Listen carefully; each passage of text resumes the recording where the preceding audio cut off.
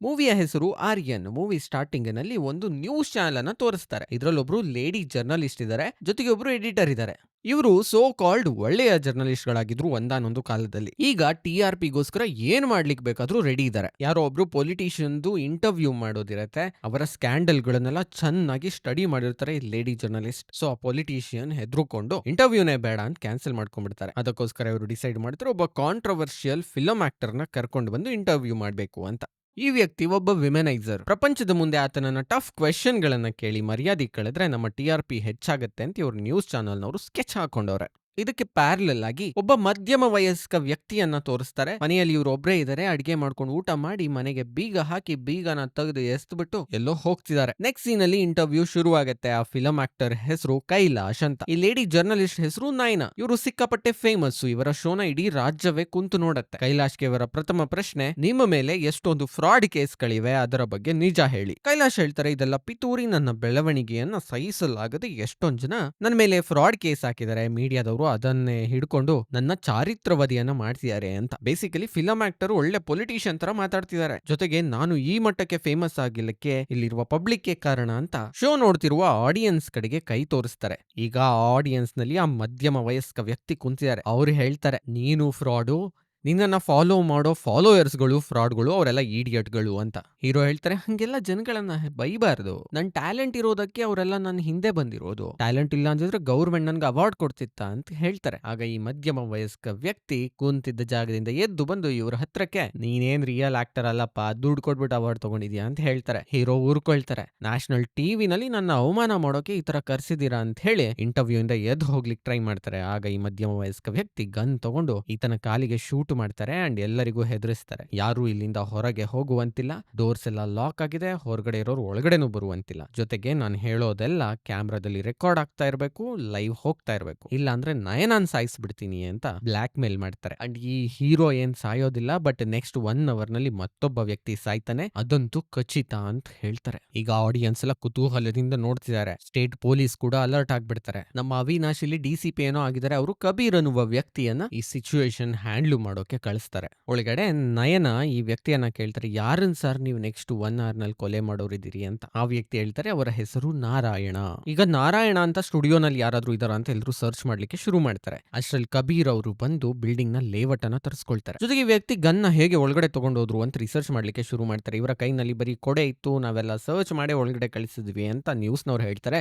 ಆಗ ಇವ್ರಿಗೆ ಅರ್ಥ ಆಗುತ್ತೆ, ಒಳಗಡೆ ಯಾರಾದ್ರೂ ಇವ್ರಿಗೆ ಹೆಲ್ಪ್ ಮಾಡ್ತಿರಬಹುದು ಅಂತ. ಈಗ ನಯನಾ ಅವರೇನೆ ಈ ವ್ಯಕ್ತಿಯ ಇಂಟರ್ವ್ಯೂ ಮಾಡ್ಲಿಕ್ಕೆ ಶುರು ಮಾಡ್ತಾರೆ. ಇನ್ಫ್ಯಾಕ್ಟ್ ನಯನಾ ಅವರ ಬಾಸ್ ಇದಾರೆ, ಅವರ ಹೆಸರು ಹರಿ ಅಂತ. ಹರಿ ಅಂಡ್ ನಯನಾ ಇಬ್ರು ಇಯರ್ ಫೋನ್ ನಲ್ಲಿ ಮಾತಾಡ್ಕೊಳ್ತಿರ್ತಾರೆ ಆಗಾಗ. ಸರಿ, ಈಗ ಈ ವ್ಯಕ್ತಿಯ ಹೆಸರು ಅಳಗರ್ ಅಂತ ನಮ್ಗೆ ಗೊತ್ತಾಗತ್ತೆ. ಇವರು ನಯನಾಗೆ ಹೇಳ್ತಾರೆ, ನೋಡಮ್ಮ, ನಾನಿಲ್ಲಿ ಹೈಜಾಕ್ ಮಾಡಿರೋದಕ್ಕೆ ಕಾರಣ ಬೇರೆನೇ ಇದೆ. ನನಗೆ ಯಾವುದೇ ಡಿಮ್ಯಾಂಡ್ಗಳಿಲ್ಲ, ಯಾವುದೇ ಪಬ್ಲಿಸಿಟಿ ಸ್ಟಂಟ್ ಕೂಡ ಇಲ್ಲ. ಒಂದಾನೊಂದು ಕಾಲದಲ್ಲಿ ನಾನು 3-4 ಪುಸ್ತಕಗಳನ್ನ ಬರೆದಿದ್ದೆ. ನಿನ್ನಲ್ಲಿ ಕ್ರಿಯೇಟಿವಿಟಿನೇ ಇಲ್ಲ ಅಂತ ನನ್ನ ಪಬ್ಲಿಷರ್ ನನ್ನನ್ನ ಹೊರಗಟ್ಬಿಟ್ರು. ಸೊ ಯಾರು ನನ್ನ ಪುಸ್ತಕವನ್ನ ಓದ್ಲಿಕ್ಕೆ ಆಗ್ಲಿಲ್ಲ. ಆದ್ರೆ ಈಗ ನಾನೇ ಒಂದು ಕಥೆಯನ್ನ ಬರೀತೀನಿ, ಲೈವ್ ನಲ್ಲಿ ಬರೀತೀನಿ. ಈ ಕಥೆಯ ಕ್ಯಾರೆಕ್ಟರ್ಗಳು ನೀವೆಲ್ಲರೂ. ಈ ಕಥೆಯಲ್ಲಿ ಏನಾಗತ್ತೆ ಅಂದ್ರೆ, ಮುಂದಿನ 5 ದಿನಗಳಲ್ಲಿ ಸರಣಿ ಕೊಲೆಗಳು ನಡೀತವೆ, ಸೀರಿಯಲ್ ಕಿಲ್ಲಿಂಗ್ಸ್. ಪ್ರತಿದಿನ ಸಂಜೆ ಒಬ್ಬ ವ್ಯಕ್ತಿ ಸಾಯ್ತಾನೆ. ಈ ಕೊಲೆ ಮಾಡುವ 1 ಅವರಿಗೆ ಮುಂಚೆ ಕೊಲೆಯಾಗುವ ವ್ಯಕ್ತಿಯ ಹೆಸರನ್ನು ಕೂಡ ನಾನು ಹೇಳ್ತೀನಿ. ನೀವೆಲ್ಲ ಟ್ರೈ ಮಾಡಬಹುದು ಆತನನ್ನ ಬದುಕಿಸ್ಲಿಕ್ಕೆ. ನೀವೆಷ್ಟೇ ಟ್ರೈ ಮಾಡಿದ್ರು ಆತ ಸತ್ತೇ ಸಾಯ್ತಾನೆ.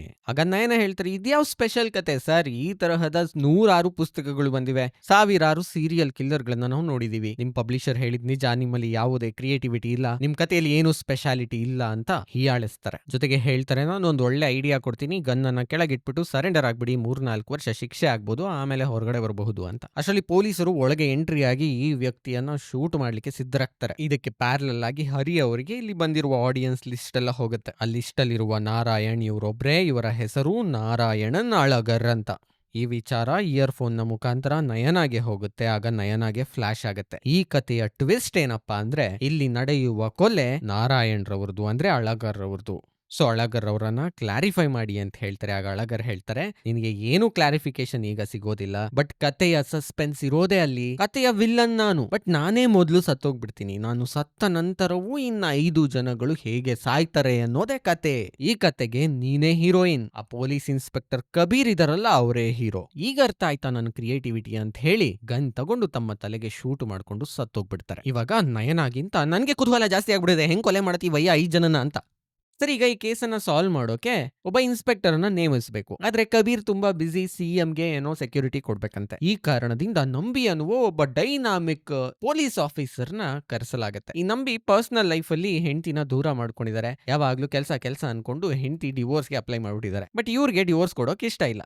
ಎನಿವೇ ಕೇಸನ್ನ ಇವ್ರ ಕೈಗೆ ಕೊಡಲಾಗತ್ತೆ. ನಂಬಿ ಈಗ ಇನ್ವೆಸ್ಟಿಗೇಷನ್ ಅನ್ನ ಶುರು ಮಾಡ್ತಾರೆ. ಈ ಅಳಗಾರ್ 20 ವರ್ಷಗಳ ಮುಂಚೆ ಒಂದು ಮನೆಯನ್ನ ತಗೊಂಡು 20 ವರ್ಷದಿಂದ ಅಲ್ಲೇ ಇದ್ದಾರೆ. ಇವರ ಹೆಂಡತಿಯ ಹೆಸರು ಅಲೀಸ್ ಅಂತ. ಅವರು ಕ್ರಿಶ್ಚಿಯನ್, ಇವರು ಹಿಂದೂ. ಅಲೀಸ್ ತೀರಿ ಹೋಗಿ ಸ್ವಲ್ಪ ವರ್ಷಗಳು ಕಳೆದಿವೆ. ಇವರಿಬ್ಬರಿಗೆ 18 ವರ್ಷದ ಒಬ್ಬ ಮಗ ಇದ್ದಾನೆ. ಮಗನ ಹೆಸರು ಸೂರ್ಯ. ಇವ ಸಿಕ್ಕಾಪಟ್ಟೆ ಜಗಳಗಂಟ ಅಂತ ಗೊತ್ತಾಗುತ್ತೆ. ಇವರ ಊರು ಸೇಲಂ ಅಂತಲೂ ಗೊತ್ತಾಗುತ್ತೆ. ಅಲ್ಲಿ ಹೋಗಿ ಸ್ವಲ್ಪ ಎನ್ಕ್ವೈರಿ ಮಾಡ್ಲಿಕ್ಕೆ ರೆಡಿ ಆಗ್ತಾರೆ. ಈ ಕಡೆ ನಯನಾ ಅವರನ್ನು ಇಂಟರ್ವ್ಯೂ ಮಾಡ್ಲಿಕ್ಕೆ ಶುರು ಮಾಡ್ತಾರೆ ಇವರು. ನಯನಾಗೆ ಅರಿವಾಗತ್ತೆ, ಕಳಗಾರ್ ಮಾತಾಡ್ತಿರುವ ಹೀರೋ ಕಬೀರ್ ಅಲ್ಲ, ಇವರೇ ಅಂತ. ಸರಿ, ಈಗ ಈ ಇನ್ಸ್ಪೆಕ್ಟರ್ ಪ್ರಿಲಿಮಿನರಿ ತನಿಖೆಯನ್ನ ಮುಗಿಸಿದ್ದಾರೆ. ಮೊದಲನೆಯದಾಗಿ ಅಳಗರ್ ತಲೆ ಕೆಟ್ಟವನು ಅಂತ ನಮ್ಗೆಲ್ಲ ಅನ್ನಿಸ್ಬೋದು, ಆದ್ರೆ ಈತನ ಪ್ಲಾನ್ ಬಹಳ ದೊಡ್ಡದಾಗಿದೆ. ಮೊದಲನೆಯದಾಗಿ ನಯನಾ ಅವರ ಸ್ಟುಡಿಯೋನೇ ಯಾಕೆ ಸೆಲೆಕ್ಟ್ ಮಾಡ್ಕೊಂಡ ಅಂತಂದ್ರೆ, ಆ ಸ್ಟುಡಿಯೋಗೆ ಕಿಟಕಿಗಳಿರ್ಲಿಲ್ಲ, ಒಂದೇ ಒಂದು ಬಾಗಿಲಿತ್ತು. ಅದೊಂದು ಬಾಗಿಲನ್ನ ಕಂಟ್ರೋಲ್ ಮಾಡಿದ್ರೆ 200 ಜನಗಳನ್ನ ಹಾಸ್ಟೇಜ್ಗೆ ತಗೊಳ್ಬಹುದು. ಜೊತೆಗೆ CCTV ಕ್ಯಾಮ್ರಾ ಹ್ಯಾಕ್ ಮಾಡ್ಲಿಕ್ಕೆ ಈಸಿ ಆಗಿತ್ತು. ಒಳಗಡೆ ಗನ್ ಹೇಗ್ ಬಂತು? ಇಲ್ಲಿ ಕೆಲಸ ಮಾಡ್ತಿರುವ ಒಬ್ಬ ವ್ಯಕ್ತಿಗೆ 200 ರೂಪಾಯಿ ಕೊಟ್ಬಿಟ್ಟು ಆ ಸೀಟ್ ಕೆಳಗಡೆ ಈ ಬಾಕ್ಸ್ ನ ಇಡು ಅಂತ ಬಾಕ್ಸ್ ನ ಕೊಟ್ಟು ಕಳ್ಸಿರ್ತಾರೆ. ಬಾಕ್ಸ್ ನ ಒಳಗಡೆ ಫೋನ್ ಇದೆ. ಒಳಗಡೆ ಫೋನ್ ಬಿಡೋದಿಲ್ಲ, ನಯನಾ ಜೊತೆ ಸೆಲ್ಫಿ ತಗೊಳ್ಬೇಕು, ಅದಕ್ಕೋಸ್ಕರ ನೀನ್ ನನ್ಗೆ ಈ ಹೆಲ್ಪ್ ಮಾಡು ಅಂತ ಗನ್ ನ ಒಳಗಡೆ ಇಡಿಸಿರ್ತಾರೆ. ಈಗ ಪೊಲೀಸರಿಗಿರುವ ಪ್ರಶ್ನೆ, ಈಗ ಈತ ಸತ್ತ ಮೇಲೆ 5 ಜನರನ್ನ ಹೇಗೆ ಮತ್ತೆ ಸಾಯಿಸ್ತಾನೆ ಅಂತ. ನಂಬಿ ತನಿಖೆಯನ್ನ ಮುಂದುವರಿಸ್ತಾರೆ. ಅವತ್ ರಾತ್ರಿ 7 ಗಂಟೆಗೆ ಸರಿಯಾಗಿ ಒಂದು ವಿಡಿಯೋ ಟಿವಿನಲ್ಲಿ ಹರಿದಾಡೋಕ್ ಶುರು ಆಗತ್ತೆ. ಅಳಗರ್ ಅದ್ರಲ್ಲಿ ಹೇಳ್ತಿದ್ದಾರೆ, ಏನು ನನ್ನನ್ನು ಮರ್ತ್ ಬಿಟ್ಟಿದ್ರಾ? ನಾನು ಹುಚ್ಚ ಅನ್ಕೊಂಡ್ಬಿಟ್ಟಿದ್ದೀರಾ? ಹೌದು, ನಾನು ಹುಚ್ಚಾನೆ, ಆದ್ರೆ ಹೇಳೋ ಕೆಲಸ ಮಾಡುವ ಹುಚ್ಚ. ಇವತ್ತು ನಾನು ಅಶೋಕ್ ಅನ್ನುವ ಒಬ್ಬ ವ್ಯಕ್ತಿಯನ್ನ ಸಾಯಿಸೋನಿದ್ದೀನಿ. ನಾನು ಹೇಳಿದ 1 ಅವರ್ಗೆ ಆತ ಸತ್ತು ಬೀಳ್ತಾನೆ ಅಂತ ಹೇಳ್ಬಿಟ್ಟು ವಿಡಿಯೋನ ಎಂಡ್ ಮಾಡ್ತಾರೆ. ಈಗ ಅಶೋಕ್ ಅನ್ನೋರ್ಗೆಲ್ಲ ಪ್ಯಾನಿಕ್ ಶುರುವಾಗ್ಬಿಡತ್ತೆ. ನಯನಾ ಜೊತೆ ಇಂಟರ್ವ್ಯೂಗ್ ಬರ್ಬೇಕಿತ್ತಲ್ಲ ಪೊಲಿಟಿಷಿಯನ್, ಅವ್ರ ಹೆಸರು ಕೂಡ ಅಶೋಕ್ ಅಂತಿರತ್ತೆ. ಅವ್ರು ಕೂಡ ಭಯ ಬೀಳೋಕ್ ಶುರು ಮಾಡ್ತಾರೆ. ಬಟ್ ಪೊಲೀಸರು ಹೇಳ್ತಾರೆ, ಇದು ಹ್ಯಾಕ್ಡ್ ಟಿವಿ ಫೀಡು, ಇದು ಲೈವ್ ಅಲ್ಲ, ರೆಕಾರ್ಡೆಡ್ ವಿಡಿಯೋ ಅಂತ. ಇದನ್ನೆಲ್ಲ ಮಾಡ್ಬೇಕಾದ್ರೆ ಹೊರಗಡೆ ಯಾರಾದ್ರೂ ಹೆಲ್ಪ್ ಮಾಡಿರ್ಬೇಕು ಇವ್ರಿಗೆ. ಅದರ ಬಗ್ಗೆ ತನಿಖೆ ಮಾಡೋಣ ಅಂತ ಇನ್ಸ್ಪೆಕ್ಟರ್ ನಂಬಿ ತನಿಖೆ ಶುರು ಮಾಡ್ತಾರೆ. ಬಟ್ ಈಗ ಸಿಟಿನಲ್ಲಿರುವ ಅಶೋಕರನ್ನ ಹೇಗೆ ಹುಡ್ಕೋದು, ಅವ್ರಿಗೆಲ್ಲ ಹೇಗೆ ಪ್ರೊಟೆಕ್ಷನ್ ಕೊಡೋದು ಅನ್ನೋದು ಮಾತ್ರ ಗೊತ್ತಾಗಲ್ಲ. ಅಷ್ಟರಲ್ಲಿ ಈ ವಿಡಿಯೋ ಬಂದು 1 ಅವರ್ ಆಗಿರತ್ತೆ. ಅಶೋಕ್ ಅನ್ನುವ ಒಬ್ಬ ವಯಸ್ಸಾದ ಸೆಕ್ಯೂರಿಟಿ ಗಾರ್ಡ್ ಕಾಯಿನ್ ಬೂತ್ ನಿಂದ ತನ್ನ ಮೊಮ್ಮಗಳಿಗೆ ಕಾಲ್ ಮಾಡ್ತಾರೆ. ಆ ಹುಡುಗಿ ಆ ಕಡೆಯಿಂದ ಫೋನ್ ತಗೊಂಡು ಹಲೋ ಅಂತಿದ ತಕ್ಷಣ ಫೋನ್ ಬೂತ್ ಬ್ಲಾಸ್ಟ್ ಆಗ್ಬಿಡತ್ತೆ. ನಂತರ ಪೊಲೀಸರಿಗೆ ಗೊತ್ತಾಗುತ್ತೆ, ಇದು ಕಂಟ್ರೋಲ್ಡ್ ಎಕ್ಸ್ಪ್ಲೋಷನ್. ನಾರಾಯಣ್ ಅವರೇ ಇದನ್ನ ಮಾಡಿರ್ಬೇಕು. ಇವ್ರಿಗೆ ಎಕ್ಸ್ಪ್ಲೋಷನ್ ನ ಸಪ್ಲೈ ಮಾಡಿದ್ಯಾರು? ಡಾರ್ಕ್ ವೆಬ್ ನಲ್ಲಿ ಇವ್ರೇನಾದ್ರೂ ಪರ್ಚೇಸ್ ಮಾಡಿದ್ರ? ಸಪ್ಲೈ ಮಾಡಿದವ್ರನ್ನೆಲ್ಲ ಹಿಡಿದು ಒಳಗೆ ಹಾಕಬೇಕು ಅಂತ ಡಿಸೈಡ್ ಮಾಡ್ತಾರೆ. ತನಿಖೆಯನ್ನ ಮುಂದುವರಿಸ್ತಾರೆ. ಬಟ್ ಕಳಗಾರ್ ಅಂದ್ಕೊಂಡಂತೆ ಸತ್ತ ಮೇಲೂ ಸಹ ಮೊದಲನೇ ಕೊಲೆಯನ್ನ ಮಾಡಿ ಮುಗಿಸಿದ್ದಾರೆ. ಈಗ ಕೊಲೆಯಾದ ಅಶೋಕ್ ರವರ ಡೀಟೇಲ್ ಕೂಡ ಹುಡುಕ್ಲಿಕ್ಕೆ ಶುರು ಮಾಡ್ತಾರೆ. ಅಶೋಕ್ಗೆ ಮತ್ತೆ ಕಳಗಾರ್ ನಾರಾಯಣ್ ಅವ್ರಿಗೆ ಏನಾದ್ರೂ ಸಂಬಂಧ ಇದೆಯಾ ಅಂತಲೂ ಹುಡುಕ್ತಾರೆ. ಈ ಅಶೋಕ್ ಒಂದಾನೊಂದು ಕಾಲದಲ್ಲಿ ಆರ್ಮಿನಲ್ಲಿ ಇದ್ರು. ಇವರ ಮನೆಯವ್ರನ್ನೆಲ್ಲ ವಿಚಾರಿಸಿದಾಗ ಗೊತ್ತಾಗುತ್ತೆ, ಅಳಗರ್ಗೆ ಮತ್ತೆ ಈ ವ್ಯಕ್ತಿಗೆ ಅಶೋಕಿಗೆ ಯಾವುದೇ ಸಂಬಂಧ ಇಲ್ಲ, ಅವ್ರಿಗೆ ಪರಿಚಯನೂ ಇಲ್ಲ ಅಂತ. ಅಳಗರ್ ತಗೊಂಡು ಹೋಗಿದ್ದ ಗನ್ನು ಬ್ಲಾಕ್ ಮಾರ್ಕೆಟ್ ನಲ್ಲಿ ತಗೊಂಡಿದ್ದು ಅಂತಲೂ ಗೊತ್ತಾಗುತ್ತೆ. ಸಪ್ಲೈ ಮಾಡಿದವ್ರನ್ನೆಲ್ಲ ಅರೆಸ್ಟ್ ಮಾಡ್ಲಾಗತ್ತೆ. ಅಳಗರ್ ಕಾಯಿನ್ ಆಕ್ಟಿವೇಟೆಡ್ ಬಾಂಬ್ ಅನ್ನ ಯೂಸ್ ಮಾಡಿ ಅಶೋಕ್ನ ಸಾಯಿಸಿದ್ರು ಅಂತಲೂ ಗೊತ್ತಾಗುತ್ತೆ. ಅದಲ್ಲದೆ ಈತ ಒಬ್ಬ ಆರ್ಡಿನರಿ ರೈಟರ್ ಅಲ್ಲ, engineering drop out, cyber security expert, hack ಮಾಡೋದ್ರಲ್ಲಿ ಪ್ರವೀಣ ಅಂತ ಗೊತ್ತಾಗುತ್ತೆ. ಸೊ ಸಾಯೋಕೆ ಮುಂಚೆ ಎಲ್ಲಾ ವಿಡಿಯೋಗಳನ್ನ ಶೆಡ್ಯೂಲ್ ಮಾಡ್ಬಿಟ್ಟು ಸತ್ತಿದ್ದಾರೆ. ಸೊ ಪೊಲೀಸರು ಆರ್ಡರ್ ಮಾಡ್ತಾರೆ, ಇಡೀ ಸಿಟಿನಲ್ಲಿ ಎಲ್ಲೆಲ್ಲಿ ಡಿಸ್ಪ್ಲೇ ಫೀಡ್ಗಳಿದಾವೋ, ಪಬ್ಲಿಕ್ ಡಿಸ್ಪ್ಲೇ ಫೀಡ್ಗಳಿದಾವೋ ಅದನ್ನೆಲ್ಲ ಸ್ಟಾಪ್ ಮಾಡಿ ಅಂತ. ಸರಿ, ಈಗ ಅವರ ಮಗನನ್ನು ಅರೆಸ್ಟ್ ಮಾಡಲಾಗತ್ತೆ. ಮಗನನ್ನ ಕೇಳ್ತಾರೆ, ನಿಮ್ಮಪ್ಪ ಹೆಂಗೆ ಅಂತ. ನಮ್ಮಪ್ಪ ತಿಕ್ಲು ತರ ವಾರಾನ್ಗಟ್ಲೆ ಬುಕ್ ರಿಸರ್ಚ್ ಮಾಡ್ಕೊಂಡು ಮನೆಗೆ ಬರ್ತಿರ್ಲಿಲ್ಲ. ಬಂದ್ಮೇಲೆ ಒಂದಷ್ಟು ಪುಸ್ತಕಗಳನ್ನ ಬರೆದ್ರು, ಅದನ್ನ ಪಬ್ಲಿಷ್ ಮಾಡಿದ್ರು. ಅವ್ರು ಸತ್ತ ಮೇಲೆ ಆ ಪುಸ್ತಕಗಳು ಎಷ್ಟೊಂದು ಸೇಲ್ ಆಗ್ತಿದೆ. ಆದ್ರೆ ಅವರು ಬರೆದ ಕಡೆಯ ಪುಸ್ತಕ ನನ್ನ ಮಾಸ್ಟರ್ ಪೀಸ್ ಅಂತ ಹೇಳ್ಬಿಟ್ಟು ನನ್ನ ಕೈಗೆ ಕೊಟ್ರು. ಅದರ ಹೆಸರು ಆರ್ಯನ್ ಅಂತ, ಅದಿನ್ನೂ ಪಬ್ಲಿಷ್ ಆಗಿಲ್ಲ. ನಂಬಿ ಕೇಳ್ತಾರೆ, ಸೂರ್ಯನ ಅಂದ್ರೆ ಅಳಗಾರ್ ಅವರ ಮಗನನ್ನ, ನೀನ್ ಆ ಪುಸ್ತಕವನ್ನ ಓದ್ದ ಅಂತ. ಇಲ್ಲ ಸರ್, ನಾನು ಅವರ ಯಾವ ಪುಸ್ತಕವನ್ನು ಓದಿಲ್ಲ ಅಂತ ಹೇಳ್ತಾರೆ. ಬಟ್ ನಂಬಿ ಅವರ ಎಲ್ಲಾ ಪುಸ್ತಕಗಳನ್ನ ಓದ್ಕೊಂಡಿರ್ತಾರೆ. ಈಗ ಆರ್ಯನ್ ಪುಸ್ತಕ ಎಲ್ಲಿದೆ ಅಂತ ನೋಡ್ಲಿಕ್ಕೆ ಶುರು ಮಾಡ್ತಾರೆ. ಅದೆಲ್ಲ ಇರ್ಲಿ, ಈಗ ಅವರು ಹಳೆ ಕಾಲದಿಂದ ಬರ್ದಿರಲ್ಲ ಪುಸ್ತಕಗಳು, ಅದು ಸೇಲ್ ಆದ್ಮೇಲೆ ಅದರ ರಾಯಲ್ಟಿ ಎಲ್ಲ ಯಾರಿಗ್ ಹೋಗ್ತಿದೆ ಅಂತ ನೋಡ್ಬೇಕಾದ್ರೆ ಗೊತ್ತಾಗುತ್ತೆ ಇವ್ರಿಗೆ. ಅವರು ಒಬ್ಬ ಅಡ್ವೊಕೇಟ್ ಅನ್ನ ನೇಮಿಸಿದ್ದಾರೆ ಇದನ್ನೆಲ್ಲ ನೋಡ್ಕೊಳ್ಳಿಕ್ಕೆ ಅಂತ. ಈ ಅಡ್ವೊಕೇಟ್ ಯಾರು ಇನ್ನೂ ಗೊತ್ತಿಲ್ಲ, ಆದ್ರೆ ಪ್ರೆಸ್ ನವರಿಗೆ ಸಮಯ ಬಂದಾಗ ಅವರೇ ಕಾಲ್ ಮಾಡ್ತಾರೆ ಅಂತ ಹೇಳಿರ್ತಾರೆ. ಯಾರು ಹೇಳಿರೋದು? ಅಳಗರ್. ಈಗ ಸೂರ್ಯ ಇನ್ನೊಂದಷ್ಟು ಅವರ ಅಪ್ಪನ ಸೈಕಾಲಜಿಕಲ್ ಫೀಲಿಂಗ್ಸ್ ಗಳ ಬಗ್ಗೆ ಹೇಳ್ತಾರೆ. ಅಮ್ಮ ಸತ್ ಮೇಲೆ ಅವ್ರು ತುಂಬಾ ಸೈಲೆಂಟ್ ಆಗ್ಬಿಟ್ರು. ಒಂದಿನ ರಾತ್ರಿ ಇದ್ದಕ್ಕಿದ್ದಂತೆ ಶವಲ್ ತಗೊಂಡೋಗಿ ನೆಲ ಕೆದರುತ್ತಿದ್ರು, ಮೈ ಮೇಲೆಲ್ಲ ಮಣ್ಣಾಗಿತ್ತು, ಅವ್ರು ಏನ್ ಮಾಡ್ತಿದ್ರು ಅಂತಲೇ ಅರ್ಥ ಆಗ್ತಿರ್ಲಿಲ್ಲ ಅಂತ. ಸೊ ಈಗ ನಂಬಿ ಏನ್ ಮಾಡ್ತಾರೆ, ಈ ಅಳಗರ್ ಅವರ ಸೈಕಾಲಜಿಕಲ್ ಪ್ರೊಫೈಲ್ ಅನ್ನ ಕ್ರಿಯೇಟ್ ಮಾಡ್ತಾರೆ. ಅಳಗರ್ ಜೊತೆಗೆ ಅಶೋಕ್ ಅವ್ರದ್ದು ಸೈಕಾಲಜಿಕಲ್ ಪ್ರೊಫೈಲ್ ಕ್ರಿಯೇಟ್ ಮಾಡ್ತಾರೆ. ಇಬ್ರು 52 ವರ್ಷ ವಯಸ್ಸಿನವರು, ಇಬ್ರಿಗೂ ಹೆಂಡತಿ ಇಲ್ಲ, ಇಬ್ರನ್ನು ಮಕ್ಕಳು ದೂರ ತಳ್ಬಿಟ್ಟಿದ್ರು, ಇಬ್ರು ಒಬ್ಬಂಟಿಯಾಗಿ ಕೊರಗ್ತಿದ್ರು. ಸೊ ಹೀಗೆ ಕೊರಗೋದು ಬೇಡ ಅಶೋಕ್ ಅಂತ ಹೇಳಿ ಅಶೋಕನ್ನ ಸಾಯಿಸಿದರೆ ಈ ಅಳಗರ್ ಅಂತ ನಂಬಿ ಡಿಸೈಡ್ ಮಾಡ್ಕೊಳ್ತಾರೆ. ಸೊ ಇವರನ್ನ ಕೊಲೆಗಾರ ತರ ನೋಡೋದಲ್ದೆ ವಿಕ್ಟಿಮ್ ತರ ನೋಡ್ಲಿಕ್ಕೆ ಶುರು ಮಾಡ್ತಾರೆ ನಂಬಿ. ಅಷ್ಟರಲ್ಲಿ 24 hours ಆಗಿರುತ್ತೆ. ನೆಕ್ಸ್ಟ್ ಡೇ 7 PM ಆಗಿದೆ. ಈಗ ಇವರು ಡೈರೆಕ್ಟ್ ಸೀರಿಯಲ್ ಬ್ರಾಡ್ಕಾಸ್ಟ್ ನೇ ಹ್ಯಾಕ್ ಮಾಡ್ಬಿಟ್ಟಿದ್ದಾರೆ. ಮಾಡ್ಬಿಟ್ಟು ಹೇಳ್ತಾರೆ, 3ನೇ ಕೊಲೆ ಆಗುವವರ ಹೆಸರು ರಜಿಯಾ ಅಂತ. ಈಗ ಪೊಲೀಸರು ಅಲರ್ಟ್ ಆಗ್ತಾರೆ. ರಜಿಯಾ ಮುಸ್ಲಿಂ ಹುಡುಗಿಯ ಹೆಸರು. ಎಷ್ಟು ಜನ ರಜಿಯಾನ ಹುಡ್ಕೋಕಾಗುತ್ತೋ ಅಷ್ಟು ಜನ ಹುಡ್ಕೋಣ ಅಂತ. ಈ ಕಡೆ ರಿಯಲ್ ರಜಿಯಾನ ನಮ್ಗೆ ತೋರಿಸ್ತಾರೆ. ಆಕೆ ಒಬ್ಬ ಭರತನಾಟ್ಯ ಪ್ರವೀಣೆ. ಈ ರಜಿಯಾ ಡ್ಯಾನ್ಸ್ ಆಡ್ತಾನೆ ಸತ್ತು ಬೀಳ್ತಾರೆ. ಪೋಸ್ಟ್ ಮಾರ್ಟಮ್ ನಲ್ಲಿ ಗೊತ್ತಾಗುತ್ತೆ ಇವರ ಮೇಕಪ್ ನಲ್ಲಿ ಸೈನೈಡ್ ಮಿಕ್ಸ್ ಆಗಿದೆ, ಅದಕ್ಕೆ ಇವರು ಸತ್ರು ಅಂತ. ಸೊ ಈಗ ಕಳಗರ್ ಅವ್ರಿಗೆ ಸೈನೈಡ್ ಕೊಟ್ಟಿದ್ಯಾರು, ರಜಿಯಾ, ಅವರ ಬ್ಯಾಕ್ ಗ್ರೌಂಡ್ ಏನು, ಇದನ್ನೆಲ್ಲ ವೆರಿಫೈ ಮಾಡ್ಲಿಕ್ಕೆ ಇಳಿತಾರೆ ಪೊಲೀಸ್ನವರು. ಆ ಕಡೆ ಅಶೋಕ್ ಅವರ ಹಿಸ್ಟ್ರಿ ಕೂಡ ಗೊತ್ತಾಗುತ್ತೆ. ಮಿಲಿಟರಿನಲ್ಲಿ ಸಿಕ್ಕಾಪಟ್ಟೆ ಬ್ರೇವ್ ಇವರು. ಸಹ ಸೈನಿಕರನ್ನ ರಕ್ಷಿಸೋಕೆ ಯಾವ ಮಟ್ಟಕ್ಕೆ ಬೇಕಾದ್ರೂ ಹೋಗ್ತಿದ್ರು. ಆದ್ರೆ ವಯಸ್ಸಾದ್ಮೇಲೆ ಇವರ ಕಾಲಿಗೆ ಗ್ಯಾಂಗ್ರೀನ್ ಆಗಿ ಕಾಲನ್ನ ಕಟ್ ಮಾಡ್ಬೇಕಾಗಿ ಬಂತು. ಇವರ ಮನೆಯವರು ಇವರನ್ನ ಹೊರಗಡೆ ಹಾಕ್ಬಿಟ್ರು. ಕಡೆಗಾಲದಲ್ಲಿ ಇರೋಕು ಇವರಿಗೆ ಜಾಗ ಇರ್ಲಿಲ್ಲ ಅಂತೆಲ್ಲ ಗೊತ್ತಾಗುತ್ತೆ. ಇನ್ನು ರಜಿಯಾ ಕೂಡ ತುಂಬಾ ಒಳ್ಳೆ ಹುಡುಗಿ, ಬಡ ಮಕ್ಕಳಿಗೋಸ್ಕರ ಭರತನಾಟ್ಯ ಸ್ಕೂಲ್ನೆಲ್ಲ ಮಾಡ್ಕೊಂಡಿದ್ಲು. ಆಕೆನ ಯಾಕೆ ಸಾಯಿಸಿದ್ರು ಈ ಕಳಗರ್ ಅವರು ಅನ್ನೋದು ಗೊತ್ತಾಗೋದಿಲ್ಲ. ಈಗ ಪೊಲೀಸ್ನವರು ಎಲ್ಲಾ ಸಿಟಿಸನ್ ಗಳ ಒಂದು ಡೇಟಾ ಬೇಸ್ ನ ರೆಡಿ ಮಾಡ್ಕೊಳ್ತಾರೆ. ನೆಕ್ಸ್ಟ್ ವಿಡಿಯೋ ಬಂದು ಇಮಿಡಿಯೇಟ್ಲಿ ಆ ಹೆಸರನ್ನ ನಾವು ಹುಡ್ಕೋಣ, ಡೇಟಾ ಬೇಸ್ ನಲ್ಲಿ ಅವರ ಡೀಟೇಲ್ಸ್ ಅನ್ನ ತಗೊಂಡು ಅವರನ್ನ ಸೇವ್ ಮಾಡೋಕೆ ಪ್ರಯತ್ನ ಪಡೋಣ ಅಂತ. ಅವತ್ ರಾತ್ರಿ ಅಳಗರ್ ಅವರಿಗೆ RDX ಸಪ್ಲೈ ಮಾಡಿದ ಕಣ್ಣನ್ನ ಹಿಡ್ಕೊಳ್ತಾರೆ ಪೊಲೀಸರು. ಕಣ್ಣನ್ನ ಹೇಳ್ತಾರೆ RDX ಜೊತೆಗೆ ಸೈನೈಡ್ ನಾನೇ ಕೊಟ್ಟಿದ್ದು ಅಂತ. ಇದಾದ್ಮೇಲೆ ಒಂದಷ್ಟು ಕೆಮಿಕಲ್ ಗಳು ಬೇಕು ಅಂತಲೂ ಕೇಳಿದ್ರು. ಆ ಕೆಮಿಕಲ್ ಗಳ ಹೆಸರು ನನ್ನ ಹತ್ರ ನೆನಪಿಲ್ಲ, ಬಟ್ ಅದನ್ನೆಲ್ಲ ಸಪ್ಲೈ ಮಾಡೋಕ್ ಆಗೋದಿಲ್ಲ ಅಂತ ಹೇಳಿ ಕಳಿಸ್ಬಿಟ್ಟೆ ಅಂತ ಪೊಲೀಸರಿಗೆ ಹೇಳ್ತಾನೆ ಕಣ್ಣನ್. ಸರಿ, ನೆಕ್ಸ್ಟ್ ಡೇ ಅಳಗಾರ್ ವಿಡಿಯೋನ ಟೆಲಿಗ್ರಾಮ್ ಅಲ್ಲಿ ಕಳಿಸಿದ್ದಾರೆ. ನೆಕ್ಸ್ಟ್ ಟಾರ್ಗೆಟ್ ಯುವರಾಜ್ ಅಂತ ಹೇಳ್ತಾರೆ. ಯುವರಾಜ್ ಅನ್ನ ಎಲ್ರು ಹುಡ್ಕೋಕ್ ಶುರು ಮಾಡ್ತಾರೆ. ಈ ಕಡೆ ಆ ರೌಡಿ ಕಣ್ಣನ್ ಬಲರಾಮ್ ಅನ್ನೋರ ಗ್ಯಾಂಗಿಗೆ ಸೇರಿದವನು. ಬಲರಾಮ್ ದೊಡ್ಡ ರೌಡಿ. ಆತ ನಂಬಿ ನಮ್ಮ ಏರಿಯಾಗೆ ಬಂದು ಕಣ್ಣನ್ನ ಹೊಡೆದು ಎತ್ತಾಕೊಂಡೋಗೋನೆ. ನಂಬಿನ ಸುಮ್ನೆ ಬಿಡೋದಿಲ್ಲ ಅಂತ ನಂಬಿ ಮೇಲೆ ಕಣ್ಣಿಡೋಕೆ ಹುಡುಗರನ್ನ ಕಳಿಸ್ತಾನೆ. ಈ ಕಡೆ ಪೊಲೀಸರಿಗೆ ಯುವರಾಜ್ ಅನ್ನುವ ನೆಕ್ಸ್ಟ್ ವಿಕ್ಟಿಮ್ ಸತ್ತಿರೋದ್ರ ಬಗ್ಗೆ ವಿಚಾರ ಗೊತ್ತಾಗುತ್ತೆ. ಯುವರಾಜ್ ಅನ್ನುವ ಒಬ್ಬ ವ್ಯಕ್ತಿ ಸಮುದ್ರದಲ್ಲಿ ಡೈವ್ ಮಾಡೋಕ್ ಹೋಗಿರ್ತಾನೆ. ಆತನ ಸಿಲಿಂಡರ್ ನಲ್ಲಿ 100% ಆಕ್ಸಿಜನ್ ಇರುತ್ತೆ, 30% ನೈಟ್ರೋಜನ್ ಇರ್ಬೇಕಂತೆ ಸಿಲಿಂಡರ್ ನಲ್ಲಿ. ಸೊ ಪೂರಾ ಆಕ್ಸಿಜನ್ ಇರೋದ್ರಿಂದ ಇವರ ಲಂಗ್ಸ್ ಕೊಲ್ಯಾಪ್ಸ್ ಆಗಿ ಇವರು ಸತ್ತೋಗಿದ್ದಾರೆ. ಅಳಗರ್ 4ನೆಯ ಕೊಲೆಯನ್ನು ಮಾಡ್ಬಿಟ್ರು.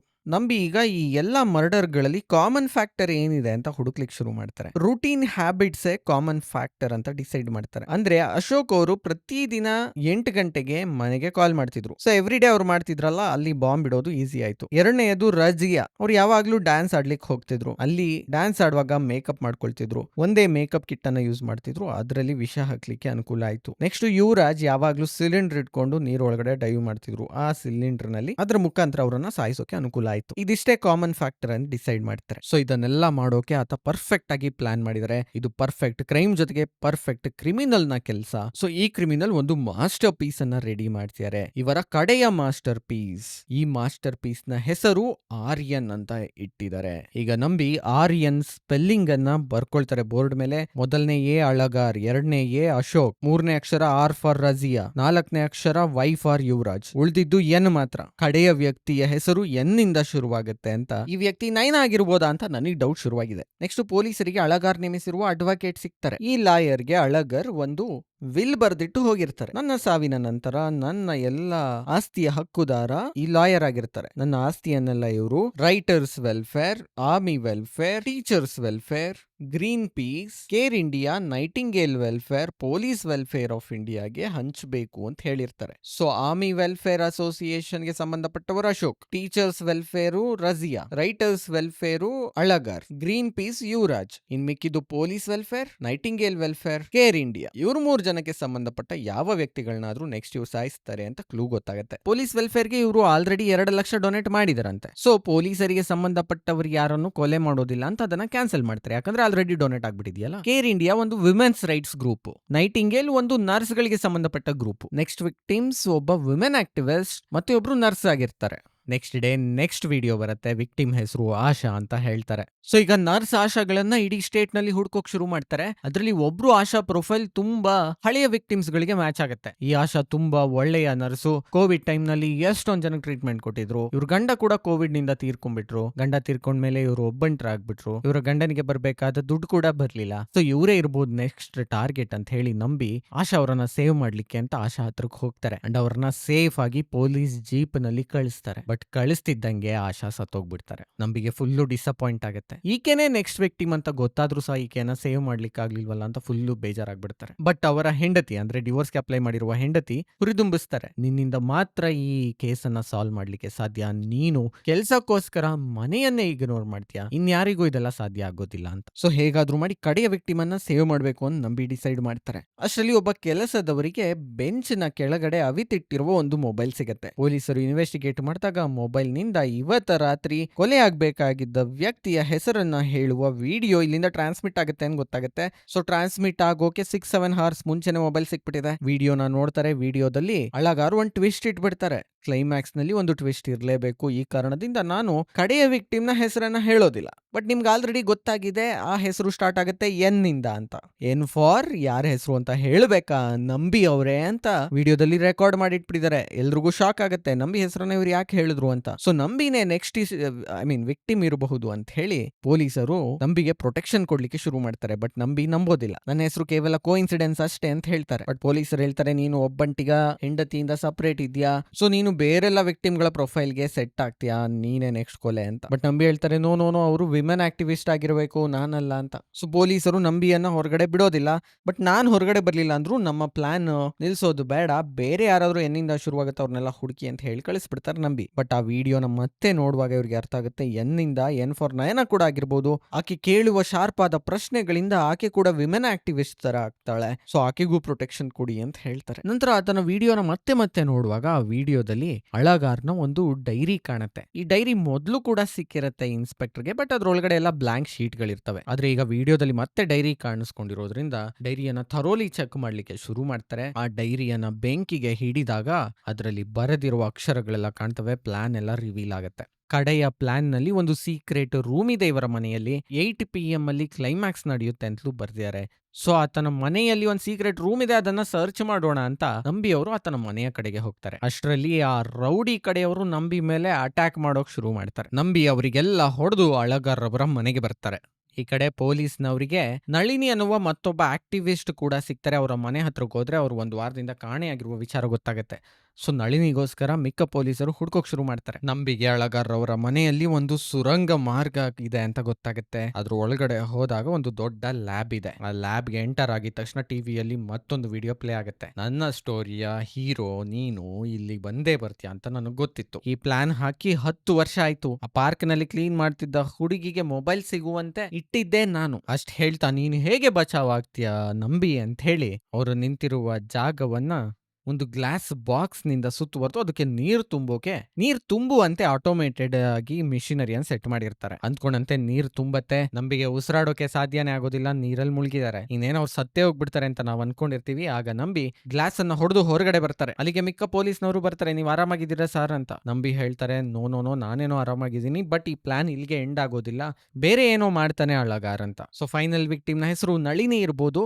ಆ ನಳಿನಿ ಇಸ್ ಅ ಟ್ರಾನ್ಸ್ಜೆಂಡರ್. ಆಕೆ ಇದೇ ಮನೆಯಲ್ಲಿ ಇರಬಹುದಾ ಅಂತ ಹುಡ್ಕಾಡ್ದಾಗ ಈ ರೂಮ್ ನಲ್ಲಿ ಒಂದು ಕಂಪಾರ್ಟ್ಮೆಂಟ್ ನ ಒಳಗಡೆ ಆಕೆಯನ್ನ ಕಟ್ ಹಾಕಲಾಗಿದೆ ಅಂತ ಗೊತ್ತಾಗುತ್ತೆ. ಅವ್ರು ಇನ್ನೂ ಬದುಕಿರ್ತಾರೆ, ಆಂಬ್ಯುಲೆನ್ಸ್ ನ ಕರೆಸಿ ಅಂತ ನಂಬಿ ಹೇಳ್ತಾರೆ. ಅಲ್ಲಿಗೆ ಆ ಸೀನ್ ಎಂಡ್ ಆಗುತ್ತೆ. ಮೋಸ್ಟ್ ಪ್ರಾಬಬ್ಲಿ ನಳಿನಿ ಬದುಕಿರ್ಬೋದು ಅಂತ ನಾನು ಅನ್ಕೊಳ್ತಿದ್ದೀನಿ. ನೆಕ್ಸ್ಟ್ ಸೀನ್ ನಲ್ಲಿ ನಯನ ಅವರು ಅಳಗರ್ ಯಾಕೆ ಈ ಕೊಲೆಗಳನ್ನ ಮಾಡಿದ್ರು ಅಂತ ಇನ್ವೆಸ್ಟಿಗೇಷನ್ ಮಾಡ್ಲಿಕ್ಕೆ ಇಳಿತಾರೆ. ಇದಕ್ಕೆ ಪ್ಯಾರಲಲ್ ಆಗಿ ನಂಬಿ ಅವರಿಗೆ ಅವಾರ್ಡ್ ಕೂಡ ಸಿಕ್ಕಿದೆ, ಈ ಕೇಸನ್ನ ಸಾಲ್ವ್ ಮಾಡಿದ್ರು ಅಂತ. ನಾವು ನಯನ ಅವ್ರ ಪ್ರಕಾರ ಒಬ್ಬ ಮಿಲಿಟರಿ ಮನ್, ಒಬ್ಬ ಡ್ಯಾನ್ಸರ್, ಒಬ್ಬ ರೈಟರ್, ಒಬ್ಬ ಆಕ್ಟಿವಿಸ್ಟ್ ಇವರೆಲ್ಲ ಎಷ್ಟೊಂದು ಸ್ಯಾಕ್ರಿಫೈಸ್ ಮಾಡ್ತಾರೆ, ಸಮಾಜಕ್ಕೆ ಒಳ್ಳೆಯದನ್ನ ಮಾಡಬೇಕು ಅಂತ ಹೊರಡ್ತಾರೆ. ಆದ್ರೂ ಕೂಡ ಇವರಿಗೆ ಕಡಿಮೆ ಸಂಬಳ, ಯಾರು ಇವರ ಬಗ್ಗೆ ಕೇರ್ ಮಾಡೋದಿಲ್ಲ. ಕಡೆಗೆ ಬಡತನದಲ್ಲೇ ಜೀವನ ಸಾಗಿಸ್ಬೇಕಾಗತ್ತೆ. ಅಶೋಕ್ ಮಿಲಿಟರಿ ಮನ್ ಆಗಿ ಈಗ ವಾಚ್ಮನ್ ಆಗಿದ್ದಾರೆ. ಆ ಹುಡುಗಿ ಭರತನಾಟ್ಯ ಮಾಡಿ ಏನು ಪ್ರಯೋಜನ ಇಲ್ಲ ಕಣಮ್ಮ, ಜುಂಬಾ ಹೇಳ್ಕೊಡು ಅಂತ ಜನಗಳು ಹೇಳ್ತಿದ್ದಾರೆ. ಆ ಯುವರಾಜ್ ಕೂಡ ಅದೇ ಸಮುದ್ರವನ್ನ ಸೇವ್ ಮಾಡ್ತೀನಿ ಅಂತ ಹೇಳಿ ಸಮುದ್ರದ ದಡದಲ್ಲಿ ಬಿದ್ದಿರುವ ಕಸನೆಲ್ಲ ಆಯೋಕ್ ಹೋದ್ರೆ ಅವ್ರ ಅಪ್ಪ ಅಮ್ಮ ಎಲ್ಲ ಹೇಳ್ತಿರ್ತಾರೆ, ಕಸ ಆಯೋದನ್ನೇ ಸೋಷಿಯಲ್ ಆಕ್ಟಿವಿಸಮ್ ಅಂತಿದ್ಯಲ್ಲಪ್ಪ,